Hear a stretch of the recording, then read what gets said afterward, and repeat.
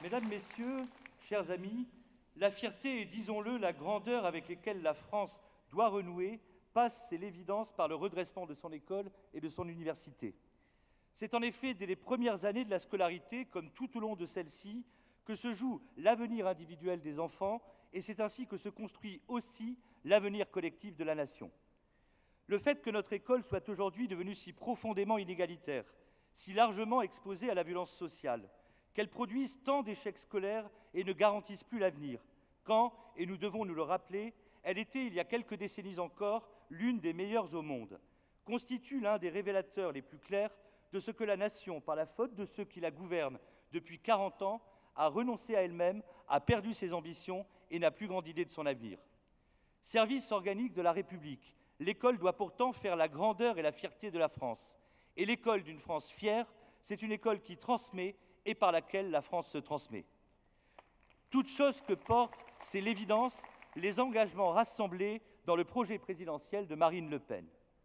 Ce que tout parent veut pour ses propres enfants, la France ne peut aussi que le vouloir pour les enfants et les jeunes qui sont confiés à son école, qu'ils puissent donner le meilleur d'eux-mêmes, aller aussi loin que leurs capacités le leur permettent, en s'épanouissant et se réalisant dans l'effort pour trouver leur juste place dans la vie active. Ces finalités sont traversées par un impératif de justice. L'école ne doit certes pas maintenir les inégalités sociales d'origine. Elle doit au contraire les réduire et les combler, et pour cela permettre à chaque enfant, en fonction de ses efforts et de son mérite, de s'élever au-dessus de sa condition d'origine. N'est-ce pas là d'ailleurs le vœu le plus cher de chaque parent, de chaque famille, que celui de voir ses enfants mieux réussir qu'eux-mêmes? À ce titre, il n'est pas acceptable que seuls 6% des fils et filles d'ouvriers accèdent aujourd'hui à une classe préparatoire aux grandes écoles. Car c'est à l'école d'abord de relever le défi de l'égalité. L'égalité véritable et bien comprise, l'égalité républicaine, c'est d'abord l'égalité des chances, laquelle consiste à donner beaucoup à chacun et tout particulièrement à ceux qui, issus des milieux les moins favorisés, ont tout à attendre de l'école.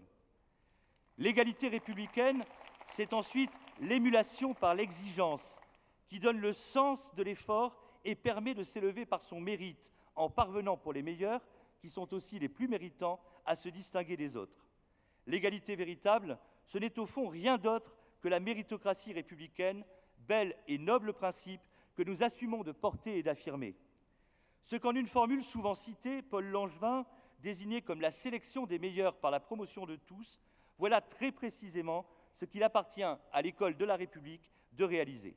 Et c'est pourquoi l'un des engagements majeurs de notre candidate est de rétablir une véritable égalité des chances en retrouvant la voie de la méritocratie républicaine.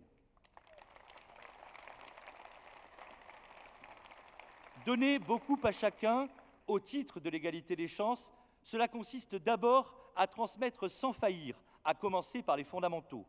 Et c'est là la fonction essentielle de l'école primaire et tout particulièrement de l'école élémentaire qui doit transmettre les éléments de toute instruction sans lesquels aucune réussite n'est possible. Comment a-t-on pu composer tant d'années durant avec le fait que tant d'enfants, entre 30 et 40%, pour donner des chiffres correspondant à la réalité, parviennent au collège sans savoir lire et écrire? L'un des objectifs prioritaires du quinquennat sera donc de veiller à ce que plus aucun enfant ne sorte de l'école primaire sans maîtriser la lecture et l'écriture, sans savoir se repérer dans l'espace et le temps, faute de connaître l'histoire et la géographie nationale, ou sans savoir compter et calculer. Il est donc impératif, comme s'y engage encore notre candidate, d'assurer la transmission des connaissances par le renforcement des apprentissages fondamentaux. Cela passera par une réforme de l'enseignement primaire visant à le recentrer sur ses missions essentielles. Une réforme du temps scolaire d'abord, qui devra être définie selon les rythmes d'apprentissage et non induire, sous prétexte d'inclure du temps d'activité périscolaire et donc de l'accessoire, un surcroît de fatigue. Il faudra donc revenir sur la réforme des rythmes scolaires du précédent quinquennat, comme s'y engage encore notre candidate. Cela passera par une réforme des contenus enseignés et des méthodes d'enseignement, éclairées du sens des priorités. Marine Le Pen s'y engage aussi, ce sera à l'école primaire la moitié du temps d'enseignement qui sera dédié aux Français. Cela passera par une réforme qui, en veillant à transmettre une culture commune qui est d'abord fondée sur ce bien commun qu'est la langue française, refera de l'école ce creuset républicain où se construit l'appartenance de tous à la nation et où des chances égales peuvent être données à chacun. Il faudra à ce titre, comme s'y engage notre candidate, supprimer l'enseignement des langues et cultures d'origine, lequel reconduit à des particularismes, ce qui nourrit le communautarisme et n'est nullement conforme à l'exigence d'assimilation, vecteur de la conception républicaine, c'est-à-dire civique, de la nationalité. Car c'est à l'école d'abord de relever le défi non seulement de l'égalité, mais aussi celui de l'assimilation républicaine. C'est pourquoi notre candidate s'engage à instaurer le port d'un uniforme, ce vêtement qui ne relève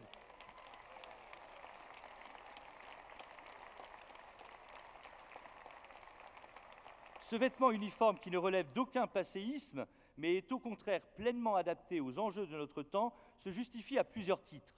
Il contribuera largement à résoudre les problèmes que posent les manifestations d'appartenance à telle ou telle communauté, telle ou telle religion. Il estompera les différences d'origine sociale qu'il appartient à l'école de transcender et qui se signalent souvent par la tenue vestimentaire. Il contribuera à recentrer l'attention des élèves trop souvent détournés par l'insignifiant, la mode notamment, en les reconduisant à l'essentiel, leur progression dans l'acquisition des connaissances, le goût de l'étude et le sens de l'effort. Toute chose devant absolument prévaloir, conformément aux missions essentielles de l'école. Mais pour que celle-ci renoue effectivement avec ses missions, il est impératif que les enseignants soient rétablis dans leur fonction de maître, ce dont dépend l'autorité dont ils sont investis et qu'il leur appartient d'incarner. Qu'il faille donc rétablir l'autorité et le respect du maître, comme s'y engage notre candidate, constitue bel et bien une condition absolue du redressement de notre école.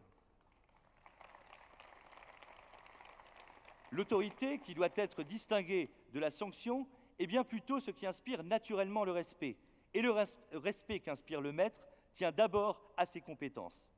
C'est cela qui le légitime dans sa fonction, dont il importe qu'il ait et garde une haute idée, tant les missions qu'il exerce dans le cadre d'un service organique de la République, l'école, sont non seulement d'intérêt général, mais engagent l'avenir de la nation. La formation des maîtres doit à ce titre renouer avec le bon sens, qui tient d'abord à cette évidence. L'élève n'est nullement l'égal de l'élève. Entre l'un et l'autre, une salutaire asymétrie existe, car elle est la condition de la transmission du savoir. Et le maître n'est nullement l'égal de l'élève, car il est celui qui détient un savoir, celui qui sait et qui transmet ce savoir à l'élève, qui lui ne sait pas encore et qui est à l'école pour apprendre.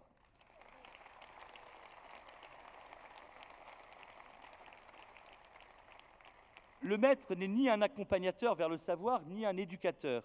Il n'a pas à nouer des rapports de camaraderie avec ses élèves, mais doit maintenir une distance, la verticalité d'un rapport à l'élève. C'est en effet à cette condition que l'instituteur, comme on disait encore récemment, ou le professeur, celui qui est reconnu comme compétent en un domaine particulier, est pleinement un maître dont l'autorité indiscutée inspire naturellement le respect. Mais l'accomplissement par les maîtres de leur noble mission suppose la sanctuarisation des établissements scolaires, lieu dédié à la transmission du savoir et où ne saurait donc être tolérée la moindre incivilité et a fortiori tout ce qui pourrait menacer la sécurité des élèves comme des personnels. Les tensions, les conflits communautaires notamment, qui s'expriment bien souvent à travers la délinquance ordinaire et minent notre société, ne sauraient avoir de place à l'école, laquelle doit au contraire devenir emblématique de la France apaisée que nous appelons de nos vœux. C'est là incontestablement un autre défi qu'il lui appartient de relever. L'école doit devenir cet asile inviolable où les querelles des hommes n'entrent pas, pour reprendre cette citation de Jean Zay contenue dans l'un des engagements de notre candidate. Et les conditions de cet apaisement, comme de cette sanctuarisation, résident bel et bien dans la triple exigence de laïcité, de neutralité et de sécurité.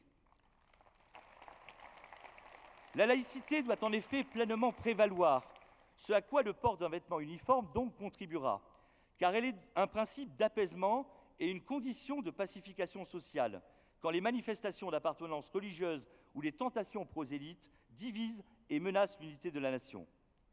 La neutralité idéologique, en tout premier lieu, doit être elle aussi la norme commune dans les établissements, où aucun intérêt partisan ne saurait avoir droit de citer, car cela contrevient à la mission d'intérêt général qui est celle de l'école.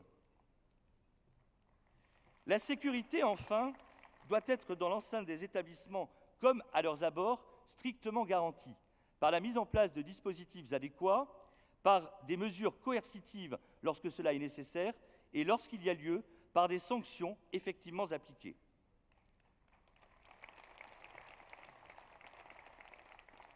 Telles sont donc les conditions impératives pour que les établissements scolaires, trop souvent gangrénés par les incivilités, la délinquance et la violence ordinaire, deviennent ces lieux où s'effectue pleinement la transmission du savoir qui émancipe et élève socialement. Mais pour que notre école et notre université permettent la sélection des meilleurs par la promotion de tous, encore faut-il qu'elles proposent à chacun, selon ses aptitudes et ses goûts, des voies permettant de s'accomplir en trouvant du sens, des raisons d'épanouissement personnel et des motifs de reconnaissance sociale. Ce sont là les conditions pour que l'orientation des uns et des autres se fasse de façon raisonnée et pour que la nécessaire sélection entre ceux qui poursuivront des études longues et ceux qui s'orienteront vers des métiers plus manuels et techniques ne soit vécue par personne comme un échec ou une relégation.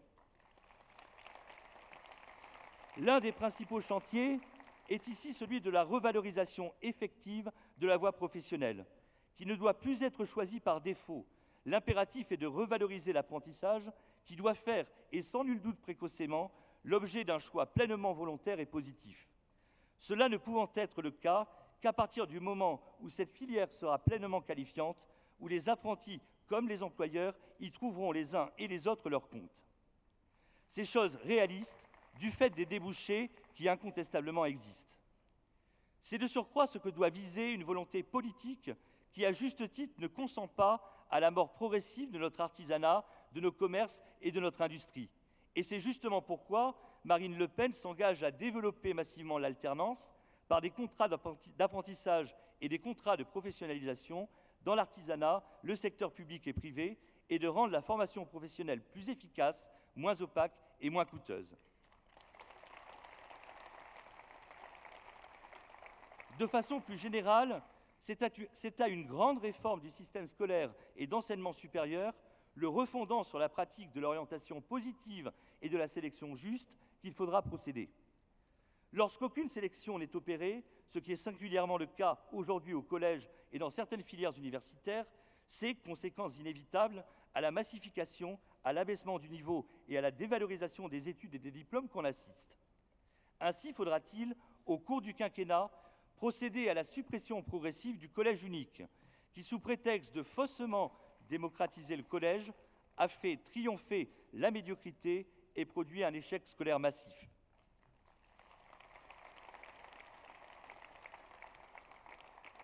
Il faudra réintroduire dès le premier cycle du secondaire un palier de sélection juste, permettant notamment, cette voie étant effectivement revalorisée, l'apprentissage dès 14 ans, et ce, bien sûr, sans qu'à cet âge, il ne s'agisse pour autant d'enfermer quiconque dans un choix définitif. Il faudra, comme s'y engage Marine Le Pen, promouvoir l'alternance et par ailleurs maintenir des passerelles ouvertes. Par ailleurs, cette orientation ne sera juste que si, bien évidemment, elle trouve sa justification par les aptitudes et les goûts effectivement manifestés par les adolescents, outre qu'elle supposera que soient donnés en amont des chances égales à tous, on perçoit aisément la cohérence d'ensemble du projet. Au niveau supérieur des études, il faudra, c'est également un impératif, et ceci dans le bien des étudiants et de leurs familles, introduire la sélection à l'université. À l'exception de certaines filières par nature sélective, comme la médecine, le drame à l'université, c'est la massification. Battant en brèche toute sélection, on laisse s'engager dans de nombreuses filières pléthore d'étudiants en les condamnant à l'échec ou, ce qui revient au même, à décrocher des diplômes sans réelle valeur. Eh bien, quitte à provoquer une petite révolution culturelle, et ceci donc dans l'intérêt des étudiants qui doivent cesser d'être abusés quant aux débouchés réels des études qu'ils poursuivent, il faudra instaurer ici aussi des paliers de sélection justes.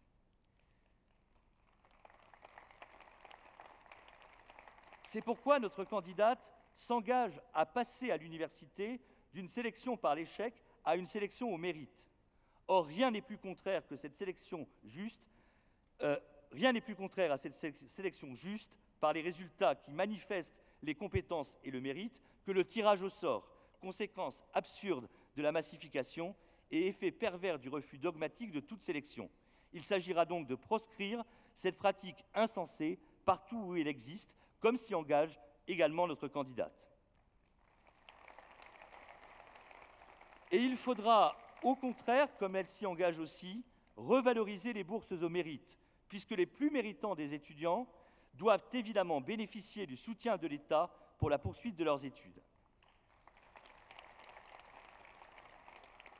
Enfin, dans le souci, là encore, de cette excellence qui doit tirer vers le haut l'ensemble des étudiants, Marine Le Pen s'engage à défendre le modèle d'enseignement supérieur français qui passe par la complémentarité de l'université et des grandes écoles, ce qui suppose de défendre aussi la spécificité des classes préparatoires qui constituent le lieu par excellence de la méritocratie républicaine et doivent, partant, être